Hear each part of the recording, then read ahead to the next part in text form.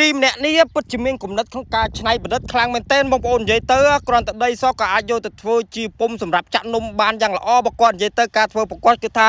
អែមខ្លាំងមែនទែនបងប្អូនឥឡូវចង់ដឹងថានេះអាពុំសម្រាប់ចាក់នំហ្នឹងគាត់ធ្វើឲ្យស្អាតប៉ុណ្ណាអីចឹងតាមទស្សនាវីដេអូនេះទាំងអស់គ្នាបងប្អូនបានដឹងពីការធ្វើប្រកបឥឡូវក៏ចាប់ដើមយកអាដី30ទៅជន់វា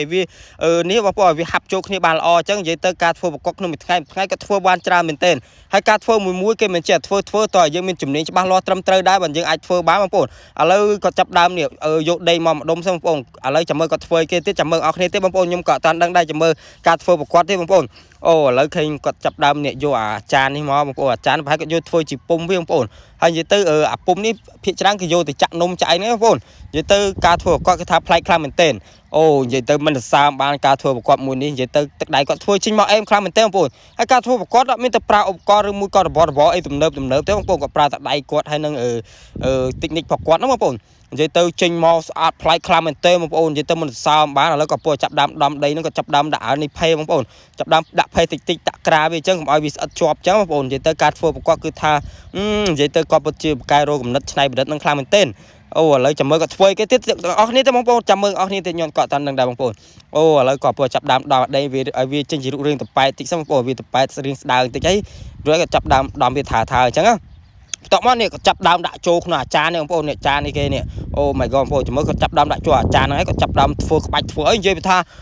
ពុំនំនេះស្អាតខ្លាំងមែនទែនបងប្អូននិយាយទៅមិនសើមបានការធ្វើប្រកបមួយនេះនិយាយទៅគាត់ពិតជាមានគំនិតក្នុងការច្នៃប្រឌិតខ្លាំងមែនទែន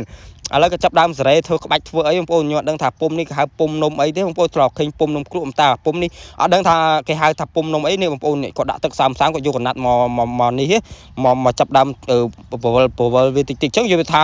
រួចចេញមកស្អាតខ្លាំងមែនទែនបងប្អូនគាត់ចាប់ដើមយកដៃគាត់ច្បាច់ធ្វើរូបរាងនិយាយទៅកប់សេរីយកតែម្ដងនិយាយទៅអ៊ំស្រីម្នាក់នេះពិតជាកែរោគំនិតច្នៃប្រឌិតនឹងខ្លាំងមែនទែនបងប្អូនអូ my god បងប្អូនចាំមើលពេលគាត់ធ្វើឲ្យបានដឹងថាស្អាតប៉ុណ្ណាអាពុំសម្រាប់ចាក់នំហ្នឹងបងប្អូនឥឡូវឃើញតែការធ្វើប្រកបបានប្រហែល 70% ដែរបងប្អូនចាំមើលគាត់ធ្វើឲ្យ 100% បានដឹងថាស្អាតប៉ុណ្ណាអញ្ចឹងណែបងប្អូនគាត់ចាប់ដើមធ្វើប្រឡោះហើយចាប់ដើមធ្វើប្រឡោះដើម្បីយើងចាក់នំចាក់អីអញ្ចឹងនិយាយទៅកប់សេរីយកតែម្ដងបងប្អូនអូ my god បងប្អូននិយាយទៅមិនសរសើរបានបច្ចេកទេសរបស់គាត់ក្នុងការធ្វើពុំមួយនេះនិយាយទៅមានពាក្យសរសើរគាត់ទេបងប្អូនចាំមើលគាត់ធ្វើគេទៀតចាំមើលអស់គ្នាទេបងប្អូនខ្ញុំក៏អត់តាន់ដឹងដែរបងប្អូនចាំមើលអស់គ្នាទេឥឡូវក៏ចាប់ដើមយកដីក្រហមនេះមកធ្វើអីនឹងចាំមើលអស់គ្នាទេបងប្អូនអូគាត់ចាប់ដើមយកទឹកមកចាក់តិចសិនបងប្អូនចាក់វាដើម្បីច្បាច់វាម៉ត់អញ្ចឹងបងប្អូននិយាយទៅការធ្វើប្រកបគឺថាគាត់បកកែរោគំនិតមែនបងប្អូនគំនិតច្នៃប្រឌិត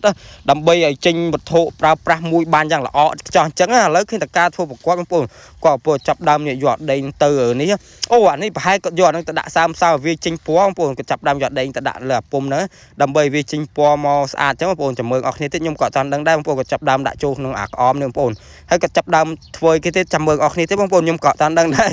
អូហ្នឹងហើយបងប្អូន